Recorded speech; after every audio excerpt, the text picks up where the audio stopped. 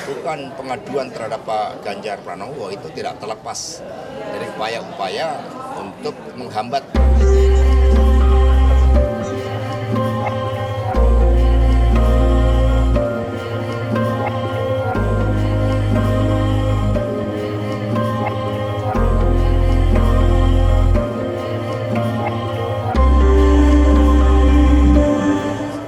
Tidak ada, hanya kami kan memang sering berbicara sebagai suatu proses politik yang sangat penting di DPR.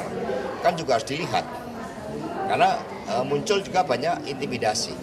Misalnya apa yang dilakukan pengaduan terhadap Pak Ganjar Pranowo itu tidak terlepas dari upaya-upaya untuk menghambat hak angket tersebut. Jadi banyak jalan terjal yang memang diciptakan karena sebenarnya nggak perlu takut terhadap penggunaan hak DPR ini ketika proses pemilu ini berjalan dengan baik.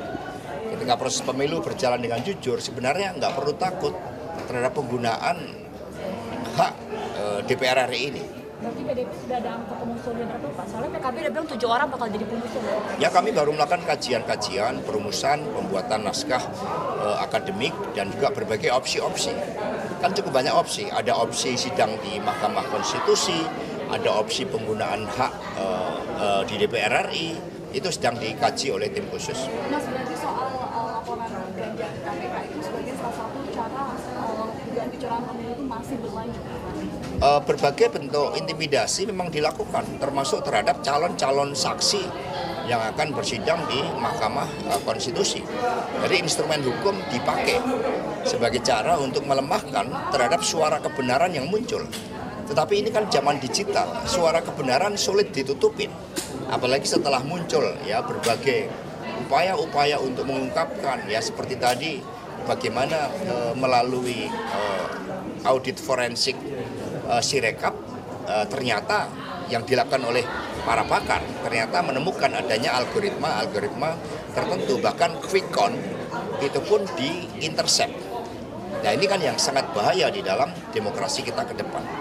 Sikap PDIP terhadap ini laporan Pak Ganjar gimana sikap PDIP? Ya kita kan sudah biasa instrumen hukum seringkali dipakai bukan untuk keadilan, tapi instrumen hukum dipakai sebagai alat politik.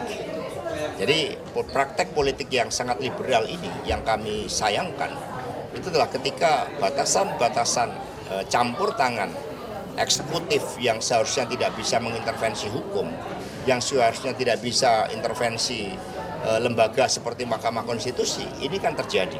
Dampaknya sangat luas. Misalnya ketika beberapa dari tim kami bertemu dengan para duta besar, mereka mempertanyakan tentang kepastian hukum di Indonesia. Bagaimana mau investasi ketika undang-undang pemilu, bahkan ketika Mahkamah Konstitusi pun itu ternyata bisa diintervensi oleh hukum, oleh kekuasaan. Siapa yang kemudian akan melindungi kepentingan investasi mereka? Sehingga ini menciptakan ketidakpastian yang dampaknya sangat luas. Mas, grafik suara di pemilu itu di situsnya KPU, Sirekap itu nggak muncul lagi di websitenya KPU. Ini kan rame setelah penggelembungan suara PSI. Nah ini apakah ada kaitannya atau seperti apa Mas? Memang kami banyak berdiskusi, termasuk dari jajaran internal maupun juga dengan teman-teman P3, Perindo, dan Hanura. Jadi ini sudah menyangkut persoalan yang sangat serius, menyangkut ketika etika dan moral aja dilanggar, ketika hukum aja dilanggar dalam awal proses pemilu, bagaimana kemudian memastikan suara-suara bisa dijaga, sehingga terjadi upaya-upaya yang menjadi pendukung Pak Ganjar Mahfud itu kemudian mencoba untuk dikerdilkan. Contohnya P3, padahal P3 ini perolehan suaranya selalu di atas hasil survei. Mengapa? Karena sebarannya yang jauh lebih luas dan tradisi kultural sebagai partai Islam lambang Ka'bah sangat kuat.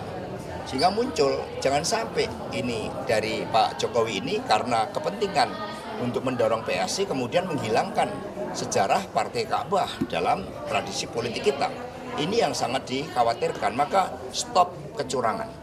Dan untuk itu pemerintah nggak perlu khawatir, karena ini proses demokrasi yang seharusnya semua terbuka untuk dilakukan evaluasi, termasuk kemungkinan menggunakan hak DPR RI seperti hak angket. Tidak perlu dihadapi dengan kekuasaan seperti saat ini. Pak Hasto, yang melaporkan Pak Pak Ganjar ini kan ada juga sebagai kader PSI ya, dan dia menjabat sebagai ketua DPD. Nah ini apakah menduganya ada kesengajaan atau? Ya itu nampak sangat jelas bahwa sejak awal siapa yang bersikap kritis itu mencoba untuk dihambat. Karena kekuasaan telah berubah arah. Bahkan contohnya Saudara Endah, Ketua DPC kami Gunung Kidul yang berani menyuarakan kebenaran, muncul operasi politik. Padahal dalam pemilu yang lalu dia suaranya terbanyak.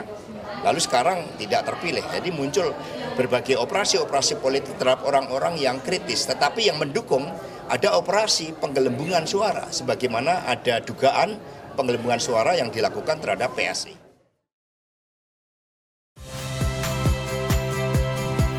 Saya Cynthia Rompas. Saksikan program-program Kompas TV melalui siaran digital, pay TV, dan media streaming lainnya. Kompas TV, independen, terpercaya.